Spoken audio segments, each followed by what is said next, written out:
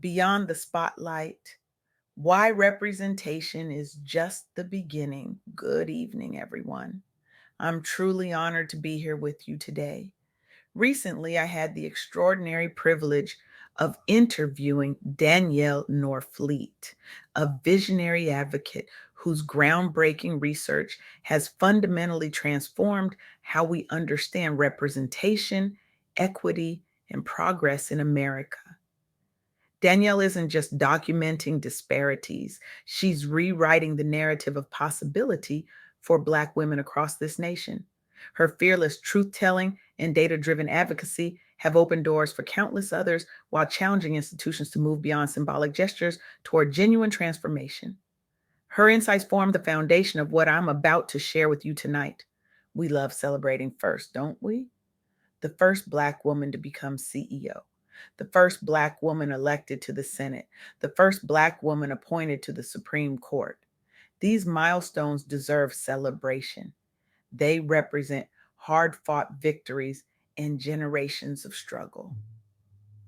But here's the uncomfortable truth Danielle helped me understand. These celebrated firsts often mask a more troubling reality. What if I told you that the very moments we celebrate as evidence of systemic change might actually be distracting us from seeing the full picture? What if these historic achievements, while meaningful, are creating an illusion of progress that doesn't match the lived experience of millions? This is the counterintuitive idea I want to explore with you tonight.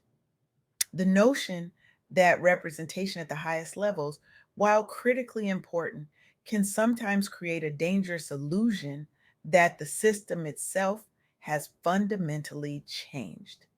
Imagine this: you're standing in a vast, dark room. Someone lights a single brilliant candle in the corner. That light is beautiful, inspiring, worthy of celebration. But does that single flame mean the room is now illuminated? Does it mean the darkness is gone? Or does it simply make the remaining shadows more visible? This is the paradox of representation without transformation. In my conversation with Danielle, she shared a surprising insight that challenges how we typically think about progress. Despite record breaking political representation, Black women have achieved in recent years, particularly in state legislatures and even the US Senate. These gains coexist with deep and persistent barriers in corporate America and public sector employment. Many assume progress at one level means systemic change everywhere, but the data tell a different story. Consider this: in 2025, a truly historic moment occurred when Angela Also Brooks of Maryland and Lisa Blunt Rochester of Delaware became the first two Black women ever to serve simultaneously in the US Senate. This milestone reflected decades of advocacy and represented a doubling of Black women's representation in America's upper chamber. Their journey wasn't easy. Both faced entrenched skepticism about their electability as Black women candidates at a statewide level. Political consultants questioned whether America was ready for them. Donors hesitated. Media coverage often focused more on their identity than their policies. Yet they persisted. They built broad coalitions across racial lines. They leveraged grassroots organizing that reached voters other campaigns ignored. They transformed their lived experience from what critics called a liability into their greatest strength, an authentic understanding of communities long overlooked by those in power. Their victory shifted the national narrative around who belongs at decision making tables and inspired further candidate recruitment efforts nationwide among young Black professionals considering public office. This is undeniably worth celebrating. But here's where the story gets complicated. At the exact same time these political barriers were falling, a McKinsey and Company and Leanin.org report found that over 80% of surveyed Black professional women aspired to senior leadership roles, but fewer than 4% reached executive ranks by mid 2025. Let that sink in. 80% aspiring, 4% achieving. Behind these statistics are real women with names, dreams, and extraordinary talents. Women like Kendra, a brilliant strategist who consistently outperformed her peers, but watched as 6 consecutive promotions went to colleagues who fit the culture better. Or Amara, whose innovative solutions saved her company millions, but who was told she was too direct and not quite executive material when she applied for senior roles. The study tracked workplace experiences across Fortune 500 companies following racial justice pledges made after the summer 2020 protests. What they found reveals stark differences between stated intent versus actual change experienced by employees on the ground. Black women reported that a lack of influential sponsors and allies with power meant doors closed just as opportunities arose. Frequent microaggressions undermine confidence and visibility in the workplace. Some organizations attempted to address this by piloting targeted sponsorship programs, pairing high potential talent with senior champions committed to advocacy, not just mentorship, and implemented bias training tied directly to promotion metrics. Where such programs were adopted authentically, not performatively, there is measurable improvement in retention rates among mid career Black female managers compared with industry averages. The study demonstrated that sustained allyship, not just diversity hiring targets, is pivotal for long term equity outcomes. But these programs remain the exception, not the rule. As Danielle emphasized in our conversation, progress is real but uneven. Black women are breaking historic barriers in politics. However, those gains have not translated into equal support or opportunity across all professional sectors. And here's where the story takes an even more troubling turn. Just as we were celebrating these historic political firsts, the collapse of federal DEI protections led thousands of qualified Black female professionals working government jobs into unemployment between January and July 2025, following executive orders eliminating diversity mandates.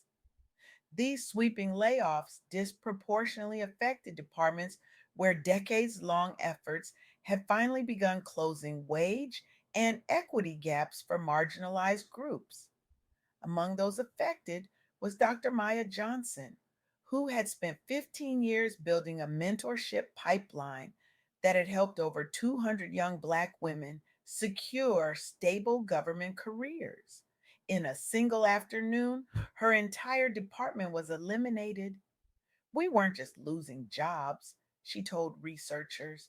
We were losing an ecosystem of support that took generations to build. The federal workforce has long been seen as a ladder toward stability and upward mobility, especially when private sector bias blocked access elsewhere. This sudden reversal exposed how fragile those gains could be without vigilant defense and enforcement mechanisms tied directly to law, not rhetoric alone. Civil rights organizations mobilize legal resources and support networks while documenting impact stories used both for litigation and public awareness campaigns demanding policy reversals and restoration of lost protections. Affected workers formed new advocacy coalitions, now lobbying Congress and state governments with firsthand testimony about costs and consequences when equity investments are abandoned too soon. This brought urgency and focus back onto economic justice debates, shaping future legislative agendas beyond symbolic gestures alone, inspiring similar organizing strategies among private sector affinity groups nationwide seeking accountability measures beyond surface level commitments. So, what are we to make of this complex picture? How do we reconcile these simultaneous realities of breakthrough and backsliding? As Danielle so powerfully articulated during our interview, structural challenges persist. Despite a strong desire for leadership roles, Black women face unique barriers, including lack of influential sponsorship and persistent workplace microaggressions. This is the illusion of progress I want us to examine tonight. The danger of mistaking symbolic representation for structural change, the risk of celebrating individual achievement without demanding institutional transformation. When we see a Black woman reach the highest levels of government, it's easy to believe the system has fundamentally changed. But what if that exceptional achievement masks the reality that the system itself remains largely intact? What if these celebrated firsts are exceptions that prove the rule rather than evidence the rule has changed? Let me be clear, representation matters profoundly. Seeing someone who looks like you in positions of power can transform what young people believe is possible for themselves. These achievements represent real progress and should absolutely be celebrated. But representation alone is not enough, not nearly enough. True progress requires changing the systems themselves, not just who occupies the highest positions within them. It requires sustained advocacy and intentional investment in equity at every level. As Danielle emphasized, policy changes such as DEI rollbacks can quickly erase hard fought progress. Collective action and intentional investment remain critical for lasting equity. This brings us to a fundamental question: what does real progress look like? Real progress isn't just breaking glass ceilings, it's changing what the building is made of. It's not just having a seat at the table, it's redesigning the table itself. It's not just diversity in who holds power, it's transforming how power operates. Real progress means systems that don't require exceptional individuals to overcome exceptional barriers. It means workplaces where sponsorship and advancement are equitably distributed. It means policies that protect gains rather than leaving them vulnerable to political winds.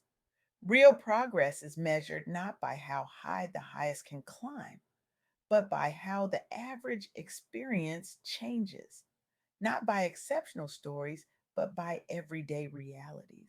So, where do we go from here? How do we move beyond the illusion of progress toward genuine transformation? The path forward demands more than applause for those who break barriers. It requires us to become architects of new systems, systems built for equity from the foundation up. It means confronting uncomfortable truths about how power works in our organizations. It means examining who gets sponsored and why. It means tracking promotion patterns and compensation gaps with unflinching honesty. It means creating accountability for inclusion that goes beyond good intentions to measurable results. Most importantly, it means understanding that true progress isn't a moment, it's movement. It isn't achieved by exceptional individuals alone, but by collective commitment to change the rules of the game.